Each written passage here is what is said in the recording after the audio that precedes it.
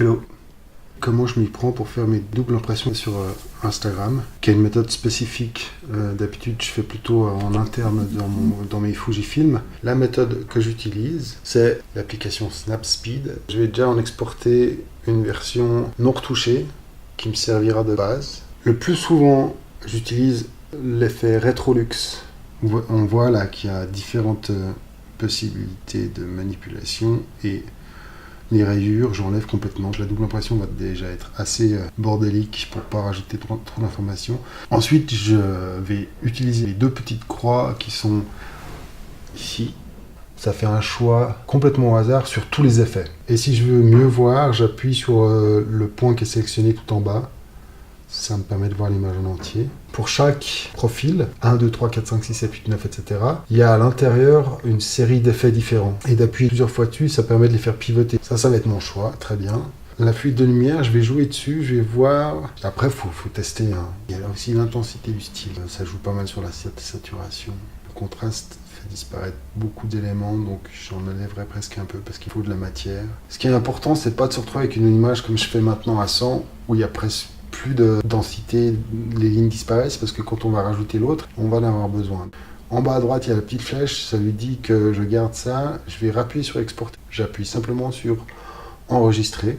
Il en fait une sauvegarde sur laquelle on peut revenir complètement. Je peux tout effacer et tout recommencer. J'utilise souvent le flou comme quelque chose qui délimite en dessus du net. Il faut que je la floute. Alors pour la flouter, j'utilise l'effet focus qui garde un point central net qu'on peut modifier à volonté. Ça, exporter, j'enregistre à l'intérieur sans la toucher. Et puis maintenant, ouvrir celle-ci, qui va être ma base. Peut-être que je devrais faire l'inverse, mais pour l'instant, c'est comme ça. J'ouvre les outils, je vais dans double exposition, je vais chercher celle que je viens de flouter. Il propose une série de modalités.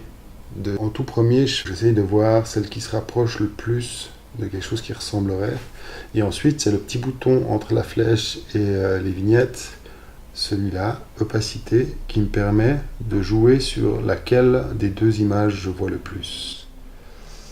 Je veux partir de celle que j'ai floutée avant. En général, ça ne donne pas tout à fait les mêmes résultats. Voilà, là elle est dessus, on voit que je peux la bouger. Ah ben voilà, j'ai tout de suite un truc un peu plus intéressant. Donc je l'agrandis un peu pour pouvoir bouger tout en n'ayant pas le cadre qui sort sur un bord. Le petit siglet qui est en haut à droite, ça te permet de voir avant-après. On peut faire ça ici en haut à droite ou je peux le faire simplement en appuyant sur l'image en plein centre. Ça fait la même chose. Après, des fois, il y a plusieurs options qui sont intéressantes, ça j'aime bien. Il faut vraiment faire, tester, s'amuser. Je prends chaque fois des chemins différents. Cool, allez, on part là-dessus. Je rajoute juste un petit bonus, c'est que quand on a une image qui a déjà été beaucoup travaillée, des fois, il pourrait y avoir des lignes qui apparaissent. Et je vais le faire maintenant, juste pour l'exemple. Je vais rajouter beaucoup de détails. J'ai trouvé un moyen d'enlever ces artefacts un peu dégueulasses en utilisant l'outil sélectif, qui est ici à gauche. En appuyant sur le lieu où on veut le mettre, on peut le bouger. Si je suis juste à côté et puis que je monte ou que je descends, ça me montre que j'ai 3 commandes. Ils vont agir que sur une zone délimitée que je peux voir en appuyant avec les 2 doigts autour et en les écartant ou en les rapprochant. Et puis simplement sur la partie où je veux enlever ces strates, je vais sur l'effet structure, le 4e tout en bas. On voit que si je vais sur la droite, ça fait pire. Et si je vais sur la gauche, ça adoucit ces lignes, ça les enlève. Il devient complètement lisse. En bas à gauche, je sors de ce truc. Et puis comme je sais que j'ai fait une manipulation là-dessus qui ne me plaisait pas, annuler, je retrouve mon image. Voilà, j'ai fini. J'espère que ce petit tuto t'aura été utile. Je sais que Lucie Charlotte sur Instagram m'avait dit que ça l'intéressait. Bonne suite. Ciao. Superposition.